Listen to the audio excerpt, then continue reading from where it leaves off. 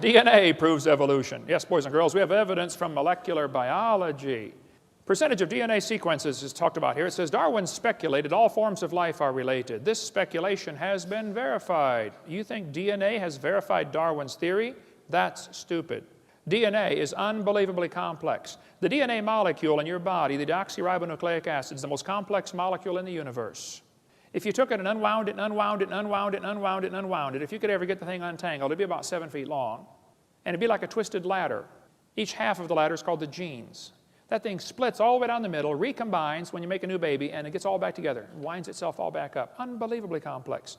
The average person has 50 trillion cells in their body. The DNA from if your entire body's DNA would only fill 2 tablespoons. But if you tied them all together, it would reach from Earth to the moon and back. 5 million round trips out of 2 tablespoons. If you typed out the code found in your DNA, when you got done typing that incredibly complex code, you'd have enough books to fill Grand Canyon 40 times. You think that happened by chance? Well, the probability of just one DNA coming by chance is 10 to the 119,000th power, which is a big number, when you consider the entire visible universe is 10 to the 28th inches in diameter. Talking about DNA, deoxyribonucleic acid, the most complex molecule in the universe. To say that formed by chance is just plain stupid. But let's suppose it did. Chromosomes are the most complex molecule there is, and penicillin only have 2 of these chromosomes, these DNA strands.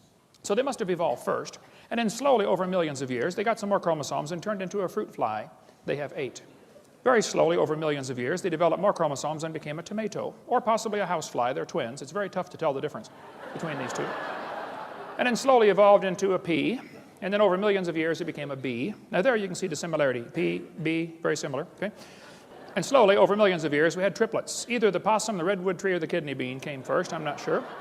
Tough to tell them apart, folks. They all have 22 chromosomes, you know. There's, let's see, possum, tree, kidney bean. Let's see, possum, kidney bean, evolution. Oh.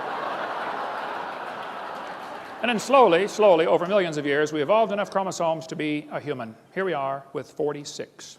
If we can just get 2 more, we're going to be a tobacco plant. I know some already smell like it. Sometimes I'll get on the elevator and I'll say, man, you're evolving, you're way ahead of me. And maybe someday we'll have enough to be a carp. And it probably won't happen in my lifetime, but maybe star date 349572, we'll have enough chromosomes to be a fern.